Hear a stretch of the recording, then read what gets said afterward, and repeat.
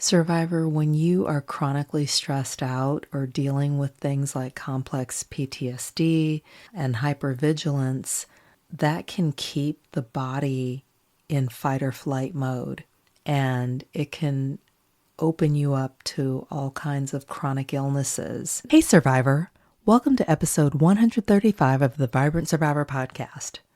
Today we're talking about ways to rest on your healing journey, especially if you've been running on E, feeling burned out, or just feeling guilty for slowing down.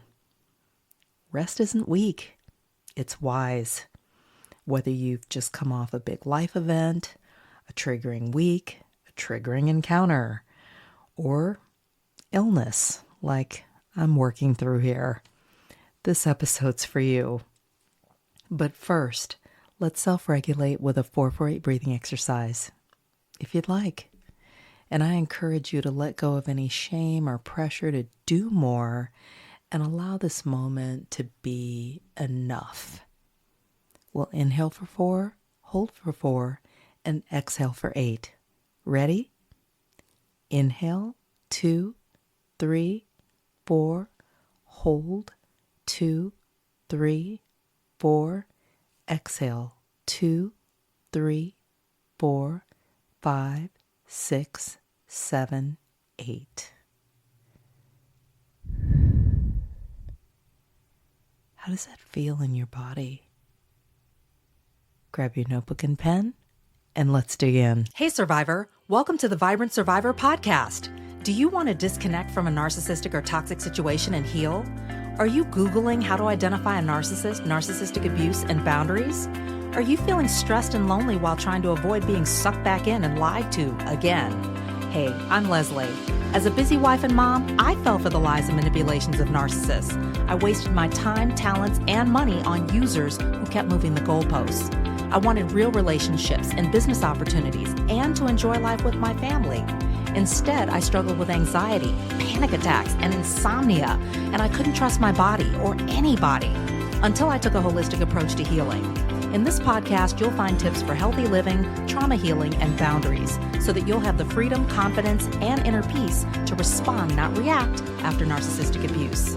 Take a deep breath in, let it out slowly, and just relax. This time's for you. Recently, I took a vacation with my family, and it wasn't our typical vacation. Like usually we're total explorers. We will go land somewhere, rent a car, live like locals, go to a bunch of plant-based and vegan restaurants, book excursions or indulge in ecotourism and just really immerse ourselves. And it's a lot of fun. This was not that.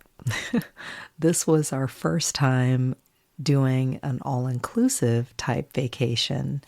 And I knew it was going to be different, but we got this great deal and decided to try something different.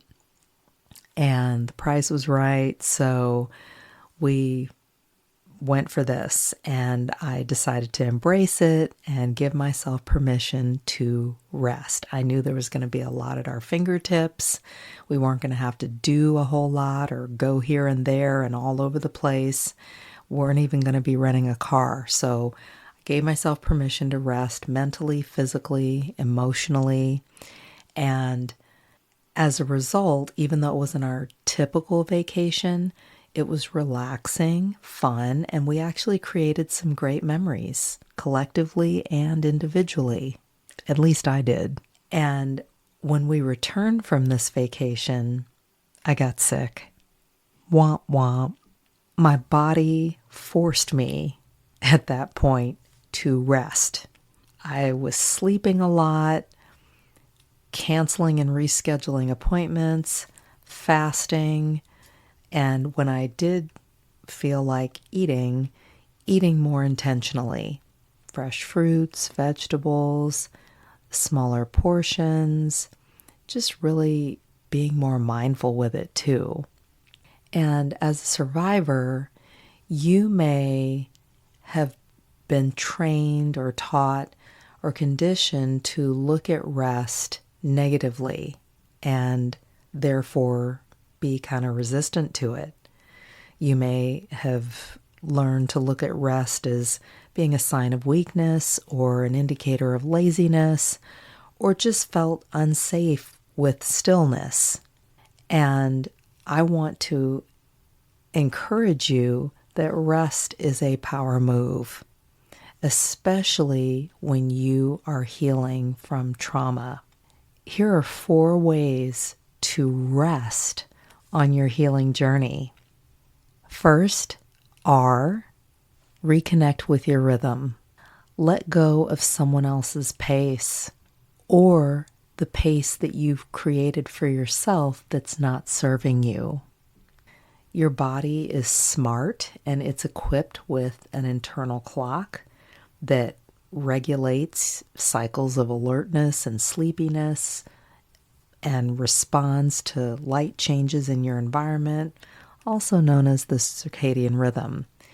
And it's wise, and you should listen to its cues. Sleep helps to actually regulate your nervous system and reduce your cortisol levels. So who doesn't want that? During this vacation that I took with my family, one of the biggest things that I did was just allow myself to get some good sleep. Let myself sleep in and let myself sleep in a variety of places and locate on the beach, as well as in our room, and just really get more rest. And I so needed it. Second, E, exhale expectations. If you can't change it, don't worry about it.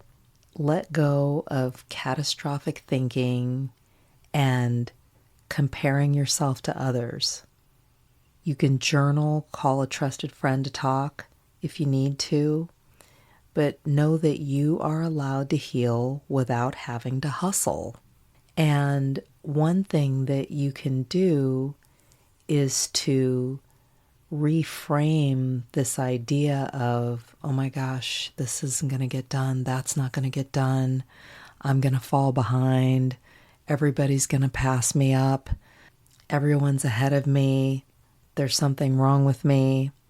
You can reframe that.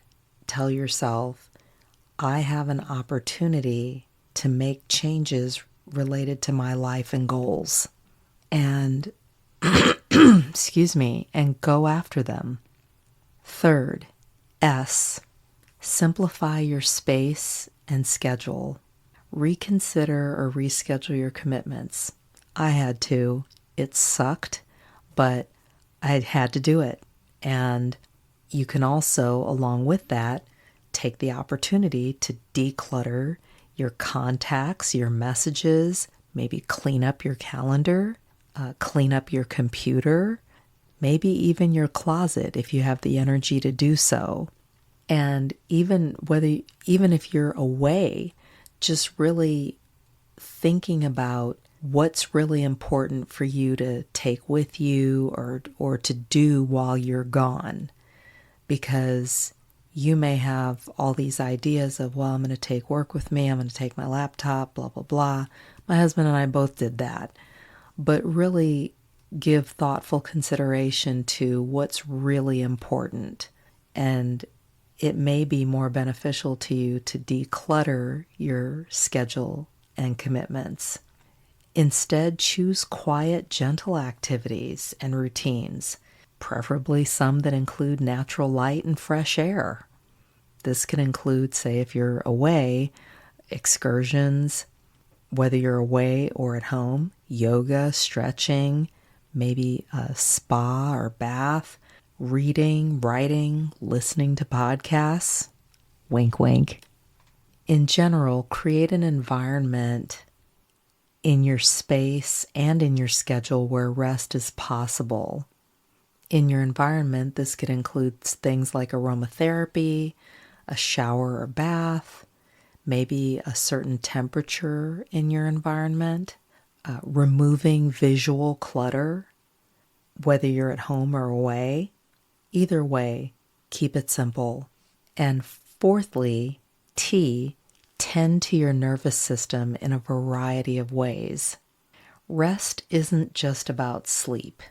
It's about your lifestyle. It's about movement, your mindset, nourishment. Some ideas could include a slow walk, preferably outside, doing some gardening, maybe doing some earthing. I've been walking barefoot in my backyard, which has been really, really nice. Taking a nap. You don't have to go out for the count, but just a short nap can be enough to refresh you. Sipping on some herbal tea. Having a plant-powered mindful meal where you really slow down. Chew twice as long, eat half as much, take twice as long to dine. Maybe in some cases, I've dined with chopsticks just to slow myself down so I'm not just shoveling food in my mouth. Taking time to do journaling. Journaling how you feel maybe about where you are if you're on vacation or if you're away. Or if you're sick, journaling about how you feel about being stuck at home and sick. It definitely helped me. Also saying no. Deciding, again, what's important, what's not, what you need to dish off to somebody else. I've had to let my family handle some things that I haven't been able to do. Taking time to meditate, do some deep breathing exercises like we do here on the podcast every week. Being still. Think about that. Not running around, going here, going there, just making up extra errands to do. Anybody? Just me? Surrendering. If you're not able to do the things that you're used to doing, whether you're away or whether you're sick or stuck at home, surrendering to your situation and looking for the positive. Like, what opportunities does this open up for you? And I know I did this both during my vacation with my family, but I've also had to do that at home with being sick.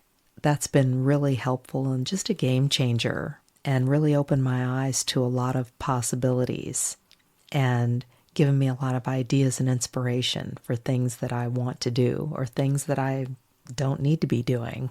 Survivor, when you are chronically stressed out or dealing with things like complex PTSD and hypervigilance, that can keep the body in fight or flight mode, and it can open you up to all kinds of chronic illnesses. So rest is not just about checking out, it's restorative. And without it, your body can't process or heal.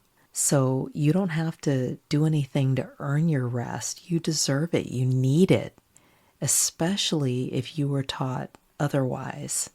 So I encourage you to try just one thing to practice rest today. And let me know how it goes. Remember, it's not a waste. It's not a test. Healing begins when you're at rest. Thanks for tuning in, Survivor. Your healing starts with you. Take care, and I'll talk to you soon. The fear is real when it comes to processing your experience. I know you feel stressed and exhausted with a pit in your stomach at the thought of being sucked back in and lied to again. You feel like a horrible person for going no or low contact, like maybe I'm the narcissist. The fear, self-blaming, and shaming is something we all go through as survivors. I want you to understand that you're not alone and you're not crazy. Every person who's ever been in a narcissistic relationship has felt what you're feeling right now. If this resonates with you and you're like, I'm done with fear, I'm done playing small, I know who I am, and I am not the narcissist, I want you to say yes. Today's the day. I want you to go right now to closeyourcoachingsession.com and I want you to book your call because we're going to do this together.